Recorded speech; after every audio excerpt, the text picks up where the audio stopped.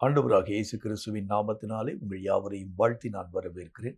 சென்ற 6 மாத காலமும் கர்த்தருடைய பாதுகாப்பும் வல்லமையும் நம்மோடு கூட துணையாய் வந்து, நம்முடைய எல்லைகள் எல்லாவற்றிலும் எந்த சேதமும் தீமையும் அணுகாதபடி தேவன் ஒருவரே நம்மை சுமக்கிறவராய், நம்மை காப்பாற்றுகிறவராய், துணையாய் வந்து இந்த 6 மாத காலமும் கர்த்தருடைய பாதுகாப்பினால் நீங்களும் நானும் நிரப்பப்பட்டோம்.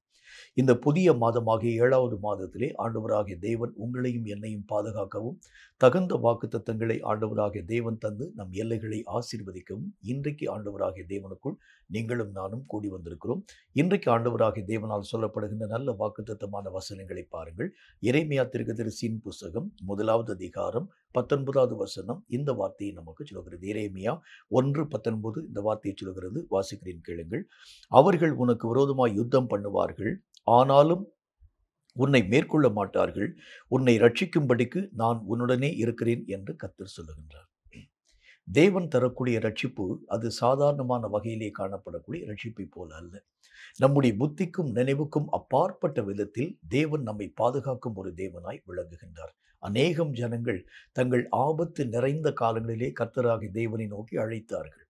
அழைக்கப்பட்டிருக்கக்கூடிய ஒவ்வொரு விதமான மக்களுக்கும் கர்த்தராகிய தேவன் பாதுகாப்பை தந்து, தம்முடைய மகிமைகளை அவர்கள் வாழ்க்கையிலே ஆண்டவராகிய தேவன் விளங்க பண்ணி, அவர்களுடைய சூழ்நிலைகள் எல்லாவற்றிலும் அவர்கள் அறியாத ஒரு புதிய மாற்றத்தை உருவாக்கி அவர்களை ரட்சிக்கும் ஒரு தேவனாய் காணப்படுகிறதை கர்த்தருடைய வசனத்தின் மூலம் நீங்களும் நானும் தெளிவான விதத்தில் கற்றுக்கொள்ள முடியும்.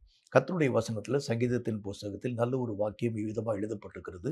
அவர்கள் சமுத்திரத்திலே அலைகளின் மும்முரத்திலே சிக்கி தவிக்கக்கூடிய நேரத்தில், ஆபத்து நேரத்தில் தங்கள் கர்த்தராகிய தேவனை நோக்கி அழைத்தார்கள். அந்த சமுத்திரத்தின் மும்முரத்திலே நின்று ஆண்டவராகிய தேவன் அவர்களை காக்கும்படிக்காக சமுத்திரத்தின் மும்முரத்தை அமர்த்தி அவர்கள் விரும்புகின்ற கரையை சென்று பத்திரமாய் அடையும்படியான சூழ்நிலைகளை உருவாக்கினார் என்கிற வசனத்தை நீங்களும் நானும் வாசித்திருக்கிறது உண்டு. அதே மாதிரி தான் பலவிதமான அலைகள், கொடிய சீற்றங்கள், பலவிதமான பயங்கரங்கள் நமக்கு எதிராக உருவாக்கப்படக்கூடிய நேரத்தில் நம்மை காப்பாற்றுகிறது யார்? நம்மை தப்புவிக்கிறது யார்? நமக்கு விரோதமாய் வரக்கூடிய இத்தனை விதமான ஆபத்துகளிலே நின்று நம்மை மெய்யாகவே சுகமாய் தங்கி இளைப்பாற பண்ணக்கூடியவர் யார் என்கின்ற பலவிதமான கேள்விகள் நம்முடைய வாழ்க்கையிலே வருகிறது உண்டு. ஆனால் இன்றைக்கு கர்த்தராகிய தேவன் சொல்லுகின்றார், நான் உன்னை ரட்சிக்கும்படி உன்னோடு கூட இந்த மாதத்தின் எல்லா நாளிலும் வரப்போகின்றேன்.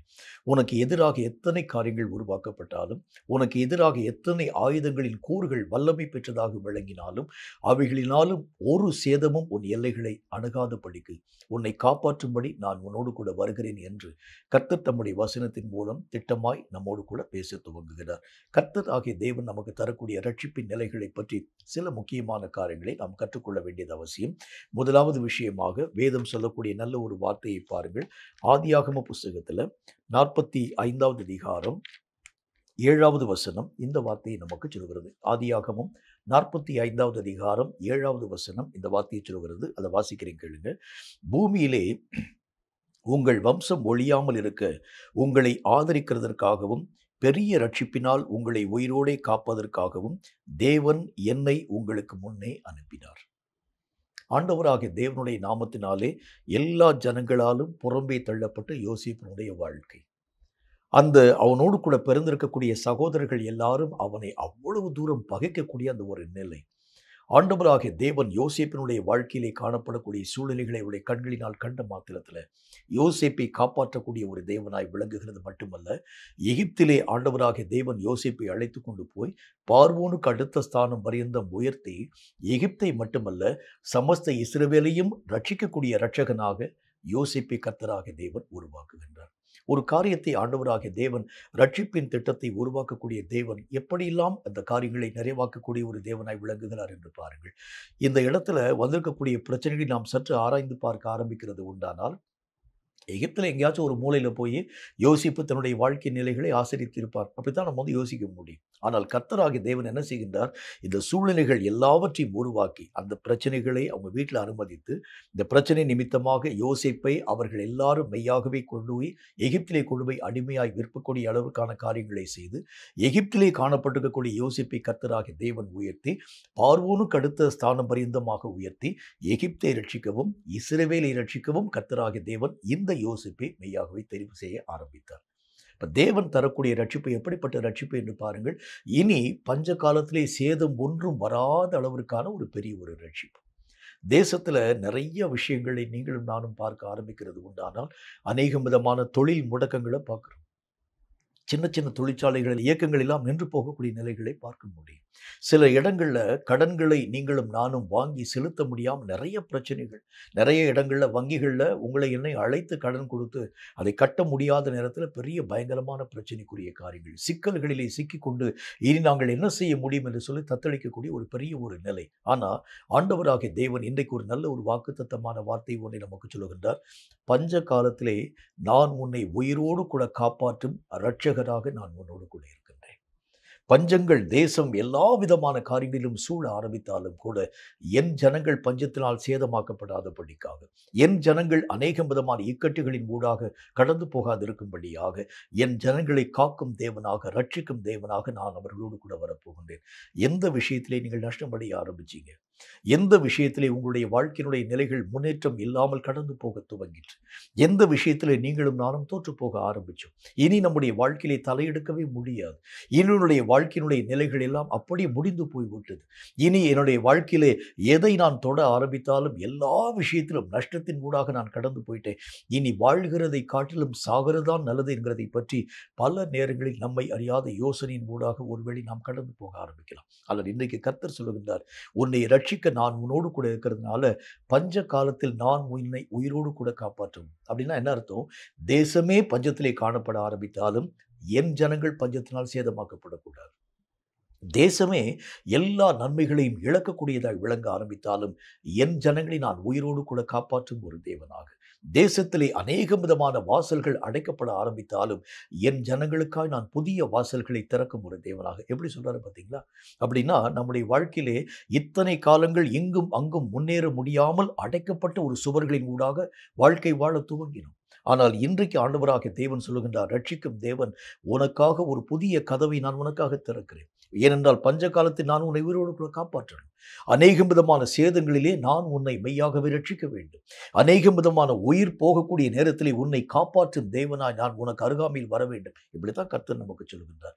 எந்த ஆபத்தில் நீங்கள் சிக்கிக்கொள்ளக்கூடிய ஒரு மக்களாய் விளங்கினால், ஒருவேளை வியாதியினுடைய மும்மூலத்தினாலும் வாழ்க்கையினுடைய இறுதியினுடைய ஊடாக நீங்கள் கடந்து போக ஆரம்பித்தால், இனி எனக்கு அடுத்த கட்ட வாழ்க்கையே இல்லை, எல்லாமே முடிஞ்சு போயிடுச்சு, எல்லா விதமான காரியங்களும் ஏறக்குறைய டோட்டலாக எல்லா விதமான விஷயங்களையும் நான் இழந்து போக ஆரம்பிச்சிட்டேன், என்னுடைய சுகத்தினுடைய ஒவ்வொரு காரியத்தையும், என்னுடைய ஒவ்வொரு விதமான உடல் உறுப்புகள் செத்துப்போன நிலைகளை நான் பார்க்கிறேன், இனி நான் வாழுகிறது கடினம். ஆனால் கர்த்தராகிய தேவன் சொல்கிறார், அங்கே உங்களுக்கு ஒரு புதிய தெரப்பி நான் உருவாக்கி நீங்கள் வாழக்கூடிய வழிமுறைகளை உருவாக்கும் இரட்சகராகிய கர்த்தர் நான் என்கிறதை கர்த்தர் நமக்கு சொல்கின்றார். கேட்கும் கர்த்தருடைய பிள்ளையை, எதை குறித்து நாம் பயப்பட துவங்குகின்றோம், எதை குறித்து நாம் வேதனைப்படுகின்றோம்? எல்லா விதமான வேதனைகளுக்கும் இந்த புதிய மாதத்தில் ஒரு முற்றுப்புள்ளியை வைக்கும் தேவன் சொல்லுகின்றார், நான் உன்னை ரட்சிக்கும்படி நான் உன்னோடு கூட இருக்கிறேன். உன்னை பெரிய ரட்சிப்பினாலே நான் உன்னை ரட்சிக்கும் ஒரு தேவனாய் இருக்கிறேன். இந்த ரட்சிப்பு நீயும் நானும் யோசிக்க முடியாத ஒரு ரட்சிப்பு. இது எப்படி இந்த காரியம் என்னுடைய வாழ்க்கையிலே சாத்தியமாக்கப்பட முடியும், இந்த விஷயத்தை எப்படி நான் என்னுடைய வாழ்க்கையிலே பெற்றுக்கொள்ள முடியும் என்று சொல்லி யோசிக்க முடியாத ஒரு புதிய நிலையை ஆண்டவராகி நான் உனக்கு தருகிறேன் என்று கர்த்தராகி தேவன் சொல்லுகின்றார். கேட்கும் கர்த்தருடைய பிள்ளையே, மனுஷனுக்கு தோற்றமளிக்கக்கூடிய பலவிதமான வழிகள் காணப்படலாம். ஆனால் நீங்களும் நானும் அறிய முடியாத புதிய வழியிலே உங்களை ரட்சிக்கும் தேவன் உங்களுக்கும் எனக்கும் சமீபமாய் இருக்கிறேன் என்கிற ஒரு வார்த்தையின் மூலம் பேசுகின்றார். இவைகளை கேட்கும் நீங்களும் நானும் கண்களை துடைத்துக் கொள்வோம். இன்றைக்கு ஒரு புதிய நிலையை கர்த்தர் உருவாக்கி தருகிறதுனாலே உங்கள் வாழ்க்கையிலே தோற்றுப்போன பகுதிகள் எல்லாவற்றிலும் வெற்றியின் நிலைகளை பெறக்கூடிய அளவிற்கான சூழ்நிலைகளை இந்த கர்த்தர் இரட்சகரான தேவன் உங்கள் வாழ்க்கையிலே உருவாக்குவார் என்பதில் சந்தேகம் ஒன்றுமில்லை. இரண்டாவது ஒரு விஷயத்தை பற்றி கர்த்தருடைய வேதம் என்ன சொல்கிறது என்று பாருங்கள். யாத்திராகம புஸ்தகத்தில் 14வது அதிகாரம் 13வது வசனம் இந்த வார்த்தையை நமக்கு சொல்கிறது. யாத்திராகமம் 14வது அதிகாரம் 13வது வசனம் இந்த வார்த்தையை சொல்கிறது. வாசிக்கிறேன், கேளுங்க. அது என்ன சொல்லுங்க பாருங்க.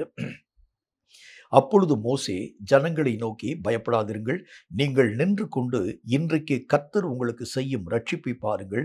இன்றைக்கு நீங்கள் காண்கிற எகிப்தியரை இனி என்றைக்கும் காண மாட்டீர்கள்.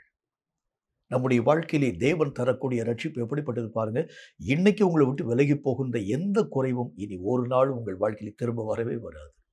எந்தெந்த காரியங்களிலே நீங்களும் நானும் சிக்குண்டு நசுக்கப்படக்கூடிய நிலைகளின் ஊடாக கடந்து போகணுமோ, வாழ்க்கையில எல்லா விதமான காரியங்களையும் தொலைத்து போடக்கூடிய நிலைகளின் ஊடாக கடந்து போகணுமோ, கர்த்தராகிய தேவன் சொல்கின்றார், நான் செய்யும் ரட்சிப்பை உங்களுடைய கண்கள் பார்க்கட்டும். எப்படிப்பட்ட ரட்சிப்பை நான் உங்களுக்கு உருவாக்கப் போகின்றேன்.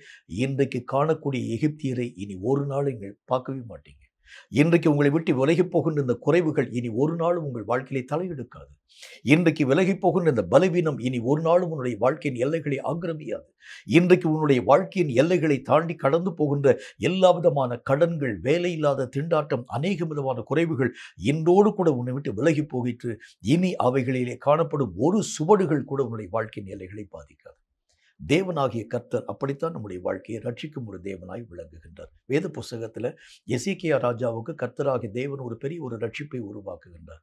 வியாதியின் மும்முரத்திலே கதறி தவிக்கக்கூடிய அந்த எசேக்கியா ராஜா மட்டுமல்லாமல் அவரை சுற்றிலும் படையெடுத்து வரக்கூடிய அநேக விதமான அசீரிய படைகள், அந்த படைகளுடைய காரியங்களை நிமித்தமாக புலம்பி அழக்கூடிய எசேக்கியா, அந்த ராஜாக்களுடைய நிலைகளை பார்க்கிறோம். எங்களை காட்டிலும் அவர்கள் ஜனம் பெருத்த மக்களாய் இருக்கிறார்கள். அவர்களை மேற்கொள்ள எங்களால் எப்படி ஆகும் ஆண்டவரே? ஆண்டவராகிய தேவனை பார்த்து அந்த எசேக்கியா ராஜா சொல்லுகின்றான், பிள்ளை பேறு நெருங்கி இருக்கிறது, பெறுகிறதற்கோ எங்களுக்கு பலமில்லை ஆண்டவரே, நீர்தான் எங்களுக்காக யுத்தங்கள் யாவற்றையும் செய்ய வேண்டும். கர்த்தராகிய தேவன் யுத்தங்களை செய்ய துவங்கினார். எப்படி செய்ய துவங்கினார்? அவர் சொன்னார், உங்க கையினால எந்த விதமான காரியத்தை செய்ய மாட்டீங்க, ஆனாலும் கூட அந்த அரசன் வந்த மண்டமாகவே திரும்பி போவார். வேதத்திலே ஆண்டவராகிய தேவனுடைய வாக்கியம் சொல்லக்கூடிய அந்த காரியத்தின் அடிப்படையில் அவன் ஏதோ ஒரு சில செய்திகளை கேள்விப்பட்டு வந்தவண்ணமாக திரும்பி போயிட்டான். திரும்பி போன அந்த மனுஷன் ஆண்டவருடைய வசனத்தில் என்ன காரியத்தை பார்க்குறோம்? தன்னுடைய கோயிலுக்குள்ளாக கடந்து போகக்கூடிய நேரத்தில் தன்னுடைய கர்ப்ப பிறப்பிகளினால் காணப்படக்கூடிய மக்களால் அவன் கொன்றளிக்கப்படக்கூடியவனாய் விளங்க ஆரம்பித்தான். இனி அந்த அசீரிய படைகள் இந்த இஸ்ரவேல் நாட்டுக்கு விரோதமாக வராது.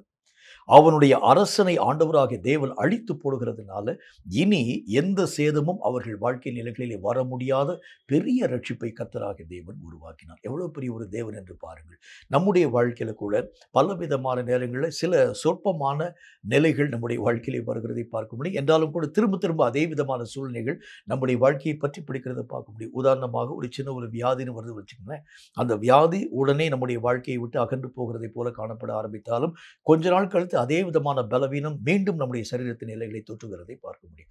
ஆனால் இன்னைக்கு கர்த்தராகிய தேவன் சொல்லக்கூடிய வார்த்தையை பாருங்க, இன்றைக்கு பார்க்கக்கூடிய எகிப்தியரை இனி நீங்கள் ஒரு நாள் சந்திக்கவே மாட்டீங்க. இன்னைக்கு கூடக்கூடிய அந்த காரியங்கள் எல்லாம் உங்களுடைய வாழ்க்கையின் எல்லைகளை விட்டு முடிந்து போய்விடும். அவர்களுடைய ஆக்கிரமிப்பும் ஆளுமையும் அவர்கள் உங்களை அடிமை நுகத்திற்கு உட்படுத்தக்கூடிய கிரியைகளும் இனி ஒரு நாளும் உங்கள் வாழ்க்கையிலே செவிகளிலே கூட கேட்க முடியாத அளவிற்காக அவைகளை விட்டு நான் உங்களை விடுதலையாக்கும் இரட்சகராக உன்னோடு கூட கடந்து வருகிறேன் என்று கர்த்தர் சொல்கின்றார். எவைகளை குறித்து நீங்கள் அச்சம் கொள்ள ஆரம்பிக்கிறீர்களோ இனி அவைகளுடைய பெயரை முதற்கொண்டு நீங்கள் உங்கள் காதுகளினால் நீங்கள் கேட்க மாட்டீங்க. அவைகளுடைய சுவடுகளை கூட உங்கள் கண்களினால் பார்க்க மாட்டீங்க. எல்லா விதமான நிலைகளிலும் நின்று முற்றிலும் விடுதலையாக்கும் தேவனாகிய கர்த்தர் சொல்கின்றார், நான் உன்னை ரட்சிக்கும்படி உன்னோடு கூட இருக்கிறேன் என்று. கவலைப்படாதிருங்கள். வாழ்க்கையிலே வரக்கூடிய பலவிதமான பிரச்சனைகள் நிமித்தம் நொறுங்கி போன உங்களுக்கு ஆண்டவராகிய தேவன் சொல்லக்கூடிய நல்ல ஒரு வார்த்தையின் அடிப்படையில் எல்லா விதமான சூழ்நிலைகளிலும் பெரிய ஒரு விடுதலையை இன்று முதல் நான் உங்கள் வாழ்க்கையில் உருவாக்கி தருகிறேன் என்று கர்த்தராகிய தேவன் தம்முடைய வார்த்தையின் மூலம் சொல்லுகின்றார். மூன்றாவது ஒரு காரியத்தை பாருங்க. கர்த்தருடைய வேதம் சொல்லக்கூடிய மூன்றாவது ஒரு வசனம் மத்தேயு எழுதின சுவிசேஷத்தில் 8வது அதிகாரம் 25வது வசனம் இந்த வார்த்தையை நமக்கு சொல்கிறது. மத்தேயு 8வது அதிகாரம் 25வது வசனத்தை வாசிக்கிறேன் கேளுங்கள். அது என்ன சொல்லுது பாருங்க. அப்பொழுது அவருடைய சீஷர்கள் வந்து அவரை எழுப்பி, ஆண்டவரே எங்களை ரட்சியும், மடிந்து போகிறோம் என்றார்கள். மூன்றாவது ஒரு ரட்சிப்பு பெரிய ஆபத்து நிறைந்த சூழ்நிலைகளிலே கர்த்தராகிய தேவன் தரக்கூடிய ரட்சிப்பு. சமுத்திரம் மும்முரமாகி மெய்யாகவே பொங்கி எழக்கூடிய ஒரு பயங்கரமான ஒரு சூழ்நிலை. அந்த இடத்திலே தங்கள் ஆபத்துகளின் நிமித்தமாக அவர்களுடைய மனம் மெய்யாகவே வேதனையின் ஊடாக கடந்து போயிற்று. இந்த மாதிரி ஒரு மும்முரத்தை அவங்க எதிர்பார்க்கல. திடீர்னு வந்திருக்கக்கூடிய அந்த அலைகளின் மும்முரம். ஆகவே இந்த அலைகளிலே நின்று அந்த படகை காப்பாற்றக்கூடிய அளவிற்காக அவர்கள் தங்களால் ஆன மட்டும் எவ்வளவு தூரம் முயற்சிக்க முடியுமோ செஞ்சு பார்த்தாங்க, முடியல. உடனே ஆண்டவராகிய தேவனை அவர்கள் தட்டி எழுப்பி, கர்த்தாவே நாங்கள் மடிந்து போகிறோம், எங்களை நீர்தான் ரட்சிக்க வேண்டும் என்று சொல்றார். உடனே ஆண்டவராகிய தேவன் எழுந்தார், சமுத்திரத்தை பார்த்து இறையாதே அமைதலாயிரு என்று சொன்னார். அது அப்படியே நின்று போயிற்று. அவர்கள் எந்த விதமான சேதம் இல்லாமல் தங்கள் படவை அந்த கரைகளுக்கு நேராக ஓட்டி கொண்டு வருகிறதை பார்க்க முடியும். மூன்றாவது காரியம், திடீரென்று வரக்கூடிய பெரிய பெரிய ஆபத்துகள். நம்முடைய வாழ்க்கையில யோசிக்க முடியாத பலவிதமான ஆக்சிடென்டல் என்று அழைக்கப்படக்கூடிய ஆபத்து நிறைந்த ஒரு வாழ்க்கை. இந்த ஆபத்து நிறைந்த காலங்கள்ல பல ஜனங்கள் மாட்டிக்கொண்டு தங்கள் ஜீவன் போகக்கூடிய நிலைகளை அல்லது தங்களுக்கு உண்டான உடைமைகள் யாவற்றையும் இழக்க கொடுக்கக்கூடிய நிலையில அநேகம் விதமான உரிமைகள் யாவற்றையும் இழக்க கொடுக்கக்கூடிய அந்த சூழ்நிலைகளின் ஊடாக கடந்து போகிறத பார்க்க முடியும். இந்த ஆபத்து எப்படி என்னுடைய வாழ்க்கையில வந்து எனக்கு தெரியாது. நல்ல ஒரு வாழ்க்கையில நான் போயிட்டு இருந்தேன். ஆனால் திடீரென்று வந்த இந்த ஆபத்தினுடைய நிலைகள் என்னுடைய வாழ்க்கையினுடைய ஓட்டத்தையே அப்படி திசை திருப்ப ஆரம்பிக்கிறது. இது ஏன் என்னுடைய வாழ்க்கையிலே வந்தது? இது எதனால் வந்து எனக்கே தெரியல. இப்படி பல விதமான நேரங்களில் இந்த ஆபத்தினுடைய காரியங்களை நிமித்தம் நினைத்து நினைத்து நீங்களும் நானும் சோர்ந்து போகக்கூடிய ஒரு மக்களாய் விளங்க ஆரம்பிக்கிறோம். எதனால் ஆண்டவரே, ஏன் இப்படிப்பட்ட பிரச்சனைகளுடைய வாழ்க்கையில வந்து நான் வந்து நல்ல ஒரு ஓட்டத்துல தான் போயிட்டு இருந்தேன். நல்ல ஒரு வாழ்க்கை தான் வாழ்ந்து கொண்டு வர ஆரம்பிச்சேன். எந்த விதமான மக்களுக்கும் எனக்கும் எந்த விதமான சண்டை இல்லை, பிரச்சனை இல்லை. என்றாலும் கூட திடீரென்று வந்திருக்கக்கூடிய இந்த பிரச்சனைக்கு என்ன காரணம்? ஏன் முகாந்திரம் இல்லாமல் இந்த ஜனங்கள் யாவரும் என்னை பகைக்க ஆரம்பிக்கிறாங்க? நான் உங்களுக்கு எந்த விதமான துரோகம் பண்ணலை, எந்த விதமான துன்மார்க்கமான ஒரு காரியத்தின் ஊடாக நான் கடந்து போகலை. அவர்களை எல்லா விதமான மக்களை காட்டிலும் அதிகமாய் நான் நேசிக்க ஆரம்பித்தேன். ஆனால் யார் யாரெல்லாம் நான் நேசித்தனோ அவர்கள் தான் எனக்கு முதல் எதிராளியாய் கடந்து வருகிறதுடைய முகாந்திரம் என்ன?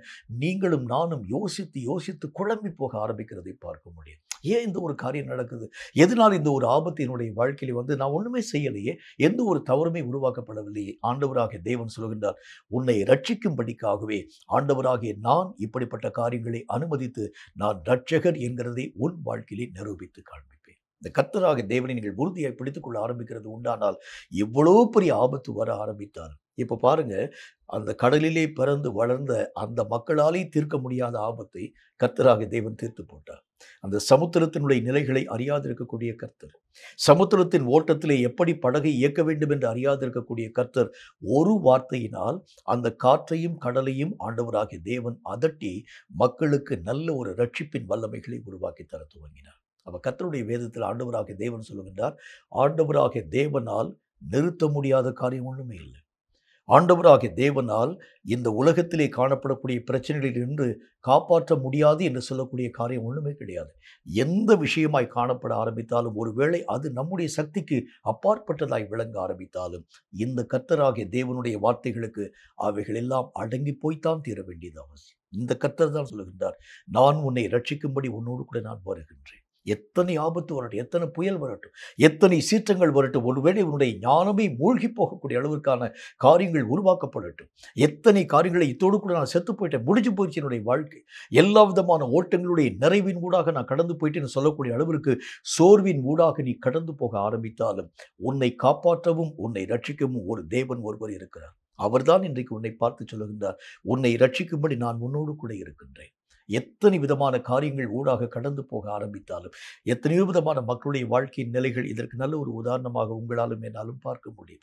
வசனத்துல ஆண்டவராகிய தேவனுடைய நாமத்தினால் அந்த ஏழை விதவியினுடைய வாழ்க்கையிலே சாகிறதற்கு வழி தேடி அலையக்கூடிய அந்த நேரம், வழி இல்லாம வாழ்க்கையினுடைய இறுதி கட்டத்தின் ஊடாக கடந்து போறாங்க. அப்ப தேவனுடைய தீர்க்கதரிசி அந்த அம்மாவுடைய வீட்டுக்கு கடந்து வர்றாங்க.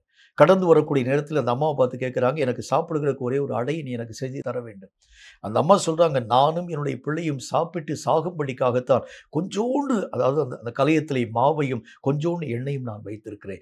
இதில் ஒரு அடையை எனக்கு நீ தாரும் என்று சொல்லி கேட்கிறது எப்படி? இல்லை முதல் அடையை எனக்கு நீ இந்த காரியங்கள் யாவற்றையும் கொண்டு வந்து கொடுக்க வேண்டும். கர்த்தராகிய தேவனுடைய வார்த்தைகளுக்கு இணங்க அந்த அம்மா வந்து தன்னுடைய பசிக்காகவும் பிள்ளையினுடைய பசிக்காகவும் வைத்திருக்கக்கூடிய அடையில் ஒரு அடையை கொண்டு வந்து அந்த தீர்க்கதரிசியினுடைய கையில் கொண்டு கொடுக்குறாங்க. கர்த்தருடைய நாமத்தினாலே அந்த தீர்க்கதரிசி ஒரு வார்த்தை சொல்லுகின்றார், இந்த பஞ்சகாலம் தீரக்கூடிய வரைக்கும் உன்னுடைய கலயத்தில் இருக்கக்கூடிய செலவழிந்து போகிறதும் இல்லை, உன்னுடைய எண்ணெய் குறைவுபட்டு போகிறதும் இல்லை என்று கர்த்தராகிய தேவன் சொல்லுகின்றார். வர வர அவருடைய வாழ்க்கையுடைய நிலைகளிலே ஆண்டவராகிய தேவன் அளவில்லாமல் ஆசீர்வதித்து பஞ்சகாலம் முடியக்கூடிய வரைக்கும் எந்த சேதம் இல்லாமல் தேவன் அவர்களை பாதுகாத்துக் கொள்ள ஆரம்பித்தார். நம்முடைய வாழ்க்கை அது எவ்வளவு பெரிய அதிசயமான ஒரு நிலையிலும் பாருங்களேன். நம்மளால யோசிக்க முடியாத ஒரு காரியம், எடுக்க எடுக்க அந்த பானையில் இருக்கக்கூடிய அந்த மாவும் அந்த எண்ணெயும் குறையாது இருக்கக்கூடிய ஒரு தன்மைனா அது எவ்வளவு பெரிய ஒரு ஆசீர்வாதம். இந்த மாதிரி தான் கர்த்தராகிய தேவன் அறியாத அளவிற்கு, நம்முடைய யோசனைக்கு அப்பாற்பட்ட அளவிற்கு உங்களையும் என்னையும் ரட்சிக்கும் தேவனாக பஞ்ச காலத்திலே அந்த விதவியின் வீட்டை பாதுகாத்த தேவன், பஞ்ச காலத்திலே அவனோடு கூட இருக்கக்கூடிய எல்லா விதமான காரியங்களையும் ரட்சித்த ஒரு தேவன் உங்களையும் என்னையும் ரட்சிக்க மாட்டாரா என்று பாருங்கள். இந்த இரட்சகராகிய கர்த்தர் தான் இன்றைக்கு நம்மை பார்த்து ஒரு வார்த்தை சொல்லுகின்றார், எத்தனை சூழ்நிலைகள் வரட்டும் உனக்கு எதிரடியாக, எத்தனை காரியங்கள் உனக்கு விரோதமாக உருவாக்கப்படட்டும், எத்தனை விதமான வாசல் கதவுகள் உனக்கு முன்பதாக அடைக்கப்படட்டும், எத்தனை விதமான உரிமைகள் உன்னுடைய கரங்களிலே நின்று மெய்யாகவே பறிக்கப்பட்டு போகட்டும், என்றாலும் உன்னை ரட்சிக்கவும் உன்னை விடுதலையாக்கவும் நான் உன்னோடு கூட இருக்கிறேன். இரட்சகராகிய தேவனாகிய நான் உன் கூட இருக்கிறேன். இவைகள் எல்லா விதமான காரியங்களை இழக்க கொடுக்க ஆரம்பித்தாலும் இவைகளைப் போல 7 மடங்கு 70 மடங்கு திரும்ப தர என்னால் முடியும். யோபு ஒரு நன்மையான காரியங்களை இழந்து போனான். ஆனால் எத்தனை மடங்கு நன்மைகளை தேவனுடைய கரங்களினால் யோபு தன்னுடைய வாழ்க்கையிலே பெற்றுக்கொண்டார் பாருங்கள். அவன் இழந்து போனதற்கு தக்கதாக அதற்கு அதிகமாக ஆண்டவராகிய தேவன் அவனை ஆசீர்வதிக்கும் ஒரு தேவனாக. ஒரு வாசல் அடைக்கப்பட்டால் 7 வழிகளை திறக்கும் கர்த்தர். ஒரு சூழ்நிலைகள் நம்முடைய வாழ்க்கையிலே அவைகள் எல்லாம் நமக்கு முன்பதாக தடுத்து நிறுத்தப்பட ஆரம்பித்தால் 7 வழிகளை நமக்காக திறக்கக்கூடிய நல்ல தேவன் இன்றைக்கு நம்மை பார்த்து ஒரு நல்ல ஒரு வார்த்தை ஒன்றை சொல்லுகின்றார். பயப்படாதே, கலங்காதே, திகையாதே, உன்னை ரட்சிக்கும்படி நான் உன்னோடு கூட இரட்சகராகிய தேவனாக நான் உன்னோடு கூட இருக்கிறேன் என்பதை பற்றி கர்த்தர் பேசுகின்றார். எதை குறித்து நாம் கவலைப்பட வேண்டும்?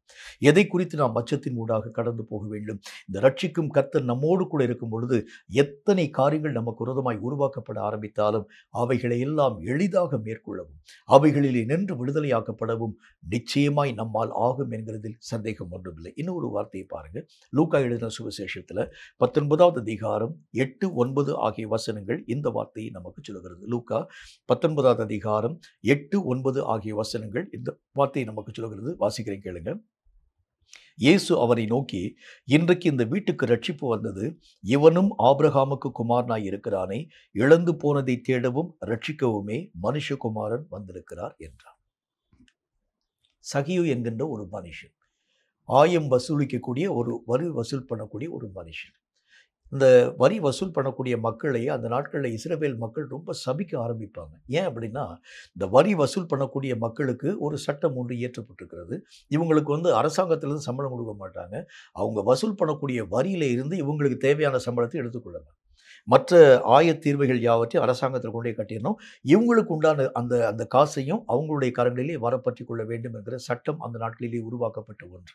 அதனால இந்த மக்கள் என்ன செய்வாங்க அப்படின்னா, மக்களை அந்த வரி பணத்தை செலுத்தும்படிக்காக ரொம்ப அவங்க கஷ்டப்படுத்துவாங்க. ஏன்னா இவங்களுடைய தேவைகள் சந்திக்கப்படணும். அந்த வரி வாங்கினா தான் அவங்களுடைய எல்லா விதமான தேவைகளையும் இவர்களால் சந்திக்க முடியும். அதனால இந்த மாதிரி ஆயம் வசூல் பண்ணக்கூடிய எல்லா விதமான மக்களையும் அந்த நாட்களில் ஜனங்கள் வெறுத்தாங்க. ஆயக்காரர்கள் என்று அழைக்கப்படக்கூடிய இந்த மக்கள் யாவரையும் அவங்க வெறுக்கிறதுக்கு காரணம் என்னன்னா, இவர்கள் ரொம்ப அநியாயமான வட்டி வாங்கக்கூடிய ஒரு மக்களாய். ஏன்னா அவங்களுடைய குடும்பத்துக்கு தேவையான காரியத்தை அங்கிருந்து அவங்க எடுத்துக்கொள்ள முடியும். இந்த மாதிரியான ஒரு காரியத்தினால அந்த நாட்களில் இப்படிப்பட்ட மக்களை ஜனங்கள் வெறுக்க ஆரம்பிச்சாங்க. வரி வசூல் பண்ணக்கூடிய எல்லா ஜனங்களையும், அந்த எல்லா விதமான மக்களையும் அந்த இஸ்ரவேல் நாட்டிலே காணப்படக்கூடிய ஜனங்கள் வெறுக்க ஆரம்பிச்சாங்க. சகியு என்கின்ற மனுஷனும் இந்த மாதிரி வெறுக்கப்பட்ட ஒரு வாழ்க்கை வாழக்கூடியவன். ஏன்னா அவனுக்கு தேவையான ஆயத்தீர்வுகள் யாவற்றையும் இவங்களுடைய கையில தான் வாங்கணும். இவனுடைய குடும்பத்துக்கு தேவையான காரியத்தை அவங்க கையில தான் வாங்கணும். இப்படிப்பட்ட நிலைகளின் ஊடாக கடந்து போகக்கூடிய அவனை ஒரு பெரிய பாவி என்றும் பெரிய துன்மார்க்கன் என்கிறதை பற்றியும் இஸ்ரவேல் மக்கள் தீர்ப்பிட ஆரம்பிச்சிருந்தாங்க. ஆயக்காரரும் பாவிகளும் அப்படின்னு அந்த 2 பேரையும் ஈக்குவல் பண்ணி தான் பேசிட்டே வருவாங்க. உங்களுக்கு நல்லா தெரிஞ்ச ஒரு விஷயம் தான். ஒரு பாவி எப்படி இஸ்ரவேல் மக்களுக்கு முன்பதாக தீட்டாக நினைவு கூறப்படுகிறார்களோ அதே மாதிரி ஆயக்காரையும் அப்படிதான் நினைப்பாங்க. அவங்க கூட உட்கார மாட்டாங்க, அவங்க கூட பந்திருக்க மாட்டாங்க. இந்த ஆயக்காரனுடைய வீட்டை தேடி ஆண்டவராகிய இயேசு கிறிஸ்து போகின்றார். போகக்கூடிய நேரத்தில் இவர் ஒன்றுமே சொல்லலை. ஆயக்காரனை ஆண்டவராகிய தேவன் பார்த்தார். பார்க்கக்கூடிய நேரத்தில் சகேயு என்கிற மனுஷன் மேலே ஏறி நிற்கின்றான். சகேயுவை பார்க்கக்கூடிய கர்த்தர் சொல்லுகின்றார், நான் இன்னைக்கு உங்கள் வீட்டுக்கு வரணும். உடனே அவனுக்கு ரொம்ப சந்தோஷம். நேராக வீட்டுக்குள்ளே ஆண்டவராகிய இயேசு கிறிஸ்து வந்தார். வந்த மாத்திரத்தில் இயேசு அவனை பார்த்து ஒரு வார்த்தையை சொல்லலை. ஆனால் அவன் ஆண்டவராகிய தேவனை பார்த்து என்ன விதமான வார்த்தையை சொல்கிறான்னு பாருங்கள். வசனத்தில் நம்ம பார்க்குறோம். 8வது வசனத்தை வாசிக்கிறேன் பாருங்களேன். சகேயு நின்று கர்த்தரை நோக்கி, ஆண்டவரே, என் ஆஸ்திகளில் பாதியை நான் ஏழைக்கு கொடுக்கிறேன். நான் ஒரு இடத்தில் எதையாகிலும் அநியாயமாய் வாங்கினது உண்டானால் நாலத்தனையாக நான் திரும்ப செலுத்துகிறேன். கர்த்தர் உள்ள வந்தவுடனே தன்னுடைய பாவத்திலே நின்று அவன் விடுவிக்கப்படக்கூடிய ஒரு ரட்சிப்பின் வல்லமைகளை அவன் பெற்றுக்கொள்ள ஆரம்பிக்கிறான். கர்த்தர் ஒண்ணுமே சொல்லலை, நீ பாவத்திலிருந்து விடுதலையாக்கப்படணும்ப்பா, ரட்சிக்கப்படணும்ப்பா, தேவனுடைய மகிமையை நீ பெற வேண்டும் என்றால் உன்னுடைய பாவம் ரொம்ப கொடிய பாவமாய். கர்த்தர் ஒண்ணுமே சொல்ல, உள்ள வந்தார், அவ்வளவுதான். உள்ள வந்த மாத்திரத்தில் பாவத்தினுடைய உணர்வை பெற்ற சகேயு அவனாக தன்னுடைய வாயை திறந்து சொல்லுகின்றான், என்னுடைய ஆஸ்திகளிலே பாதியை நான் ஏழையினுடைய கையில கொடுக்கிறேன். அப்படின்னா என்ன அர்த்தம்? ரட்சிப்பு உள்ளே வரக்கூடிய நேரத்தில் அவனுடைய பாவங்கள் அவனை விட்டு நீக்கப்படக்கூடிய நிலைகளை பார்க்கிறான். உண்மையான மனம் திரும்புதல் நம்முடைய வாழ்க்கையில் வருகிறதை பார்க்கின்றார்.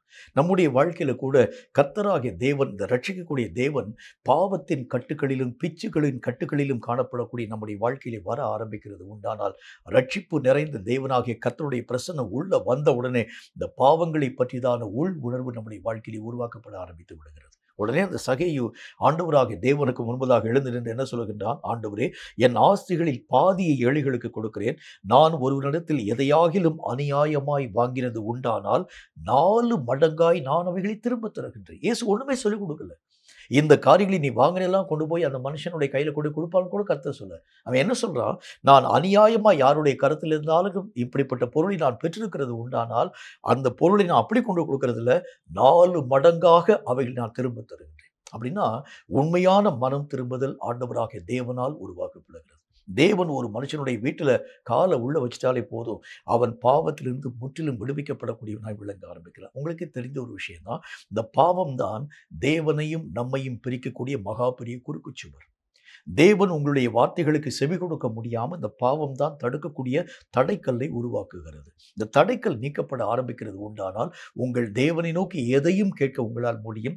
தேவன் தருகிற எதையும் உங்களால் பெற்றுக்கொள்ள முடியும். அப்போ இந்த பாவம் நீக்கப்படக்கூடிய ரட்சிப்பின் வல்லமை எப்படி வர முடியும் என்றால், இந்த மாதத்திலே ஆண்டவராகிய தேவன் சொல்லக்கூடிய வார்த்தையின் அடிப்படையிலே, உன்னை ரட்சிக்கும்படி நான் உன்னோடு கூட வருகின்றேன். உன்னுடைய தேவைகளிலே வரக்கூடிய ரட்சிப்பு மட்டுமல்ல, சத்துருவின் கையிலே நின்று விடுதலையாக்கப்படக்கூடிய ரட்சிப்பு மட்டுமல்ல, உன்னை இவ்வளவு நாள் வரைக்கும் தேவனோடு கூட நெருங்க முடியாமல் தடையாக உருவாக்கி இருக்கக்கூடிய பாவத்திலே நின்றும் உன்னை விடுதலையாக்கும் தேவனாக வருகின்றேன்.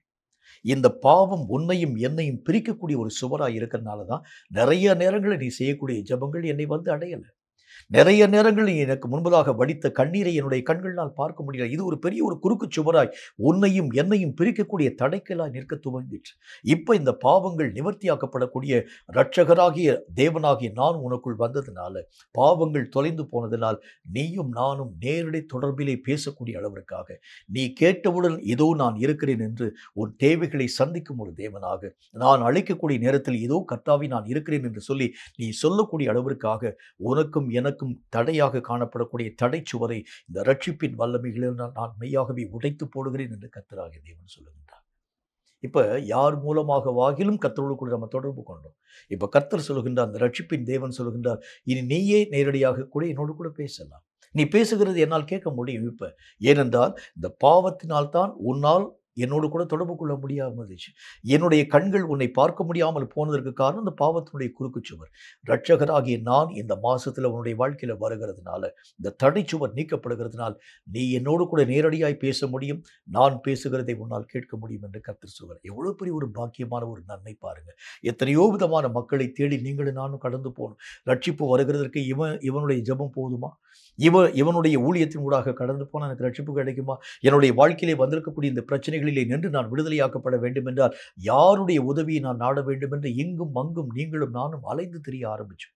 ஆனால் இன்றைக்கு கர்த்தராகிய தேவன் சொல்கின்றார், உன் பாவத்திலே நின்று நான் உன்னை விடுதலையாக்குகிறதுனாலே இனி நீயும் நானும் நேரடியான தொடர்போடு கூட தொடர்பு கொள்ள முடியும். நீ என்னை நோக்கி கூப்பிடலாம், நான் உனக்கு உடனே பதில் உத்தரவுகளை தருவேன். நான் உன்னோடு கூட பேசுவேன், அவைகளை உன்னால் கேட்க முடியும் என்கின்ற மகா பெரிய மகிமையான காரியங்களை இந்த மாதத்தில் தேவன் நம்முடைய வாழ்க்கையில் உருவாக்கி தருகின்றார். கேட்கும் கர்த்தருடைய பிள்ளையே, இந்த மாசத்துல நீங்கள் நிறையாத அநேக விதமான சூழ்நிலைகளிலே பெரிய திருப்பு முனைகளை தேவன் தருகிறதுனாலே, பெரிய ரட்சிப்பின் திட்டத்தை தேவன் உங்கள் வாழ்க்கையிலே உருவாக்கி கொண்டு வருகிறதை கண்கூடாக உங்களாலும் என்னாலும் பார்க்க முடியும். ஒன்று, ஆண்டவராகிய தேவனுடைய நாமத்தினாலே சேதமில்லாமல் காப்பாற்றக்கூடிய ரட்சிப்பாக இருக்கலாம், அல்லது அடிமை நுகத்திலே நின்று விடுதலையாக்கக்கூடிய ரட்சிப்பாக இருக்கலாம். மூன்றாவது, ஆபத்து நிறைந்த காலங்களிலே நின்று உங்களை ரட்சிக்கக்கூடிய ரட்சிப்பாக காணப்படலாம். 4, உண்மையான மனம் திரும்பக்கூடிய அனுபவம் என்று அழைக்கப்படக்கூடிய பாவத்திலிருந்து விடுதலையாக்கப்படக்கூடிய ரட்சிப்பினுடைய நிலைகளாய் காணப்பட ஆரம்பிக்கலாம். எதுவாய் இருக்க ஆரம்பித்தாலும் இந்த இரட்சகராகிய தேவன் இந்த மாதத்தில் உங்கள் வாழ்க்கையில் இடைப்பட ஆரம்பிக்கிறதுனாலே, இவைகளிலே காணப்படும் எந்த விஷயமும் உங்கள் வாழ்க்கையை சேதப்படுத்தாதபடிக்கு இனி தேவனோடு கூட நேரடியான தொடர்பிலே நீங்களும் நானும் மெய்யாகவே இணைக்கப்பட்டு தேவனுக்கு முன்பதாக நீங்கள் கேட்கும் ஒவ்வொரு ஜெபங்களையும் கர்த்தராகிய தேவன் நேரடியாக அவைகளை பரிசீலனை பண்ணி அவைகளுக்குரிய மகிமைகளை உங்கள் வாழ்க்கையிலே காணப்படுவார் என்பதில் சந்தேகம் ஒன்றுமில்லை. இந்த மாசத்துல எத்தனை விதமான குறைவுகள் போன மாசம் வரைக்கும் நம்முடைய வாழ்க்கையிலே வந்ததோ, அவைகளிலே ஒன்றும் இந்த மாதத்திலே உங்கள் வாழ்க்கையின் எல்லைகளை பாதிக்காத அளவிற்காக ரட்சிக்கும் தேவன் உங்களோடு கூட இருந்து எல்லா விதமான நுகத்தடிகள் யாவற்றையும் முறிய பண்ணி புதிய விடுதலையை தந்து நன்மையினாலும் கிருபையினாலும் நிரப்புவார் என்பதில் சந்தேகம் ஒன்றுமில்லை. கர்த்தருடைய வார்த்தைகளை கேட்ட உங்களை ஆண்டவராகிய தேவன் ஆசீர்வதிக்கும்படி தலைகளை தாழ்த்து கண்களை மூடி கர்த்தரை நோக்கி நாம் ஜெபம் செய்வோம். சர்வ வல்லமையுள்ள ஆண்டவராகிய கர்த்தாவே, உம்மால் உரைக்கப்பட்ட இந்த பரிசுத்தமுள்ள வார்த்தைகளுக்காக ஸ்தோத்திரம். இந்த வார்த்தைகளின் மூலம் கர்த்தராகிய தேவன் நீர் எங்களோடு கூட பேசி சொன்னீர். கர்த்தாவே, ரட்சிக்கும்படிக்காக நான் உன்னோடு கூட இருக்கிறேன் என்று எல்லா விதமான அடிமை நுகத்திலே நின்றும் சேதமடையாமல் காப்பாற்றக்கூடிய விஷயத்திலும் ஆபத்துகள் யாவற்றிலும் நின்றும் பாவத்திலே நின்றும் எங்களை ரட்சிக்கும் தேவனாக இந்த மாதத்தின் எல்லா நாட்களிலும் துணையாய் வருவேன் என்று நீர் எங்களோடு கூட பேசி சொன்ன ஒவ்வொரு வார்த்தைக்காக நன்றி. இந்த வார்த்தைகளின் அடிப்படையில் ஆண்டவராகிய தேவனுடைய பிள்ளைகளாகிய நாங்கள் எத்தனை விஷயத்திலே ரட்சிக்கப்பட முடியாமல், விடுவிக்கப்பட முடியாமல், பாதுகாக்கப்பட முடியாமல் எத்தனையோ விதமான ஆபத்துகளிலே சிக்கொண்ட ஒரு வாழ்க்கை வாழ்ந்திருக்கலாம். என்றாலும் இந்த புதிய மாதத்தில் நீர் சொன்ன வாக்குத்தத்தத்தின்படியே கர்த்தராகிய தேவன் இரட்சகராக எங்கள் வாழ்க்கையிலே கடந்து வந்து எத்தனை சுமைகளினால் நாங்கள் மெய்யாகவே அழுத்தப்பட்டிருக்கிறோமோ, எத்தனை விதமான நுகங்கள் எங்களுடைய வாழ்க்கையிலே பூட்டி வைக்கப்பட்டிருக்கிறதோ, அவைகள் எல்லாவற்றிலும் நின்று கர்த்தராகிய தேவன் எங்களை விடுதலையாக்கி ரட்சித்து உம்முடைய மகிமையை எங்கள் வாழ்க்கையிலே விளங்க பண்ண வேண்டும் என்று நான் ஜெபிக்கிறேன். இந்த வார்த்தைகளை கேட்ட உம்முடைய பிள்ளைகளுடைய வாழ்க்கையிலே எத்தனை நுகங்கள் அவர்களுடைய கழுத்துக்களிலே பூட்டப்பட ஆரம்பித்திருந்தாலும் நுகங்களை முறிய பண்ணும் கர்த்தருடைய ரட்சிப்பின் வல்லமை அவர்கள் வாழ்க்கையை இந்த மாதத்திலே சந்தித்து புதிய விடுதலையை தந்து அவர்கள் எதிர்பார்க்கிறதற்கும் வேண்டுகிறதற்கும் அதிகமான மகிமைகளை உருவாக்கி ஆசீர்வதிக்க வேண்டும் என்று இயேசு கிறிஸ்துவின் நாமத்தினால் வேண்டிக் கொள்கிறோம் எங்கள் பரிசுத்தமுள்ள நல்ல பிதாவே. ஆமீன், ஆமீன். இந்த வார்த்தைகளை கேட்ட உங்கள் ஒவ்வொருவரையும் கர்த்தர் அளவில்லாமல் ஆசீர்வதிப்பாராக.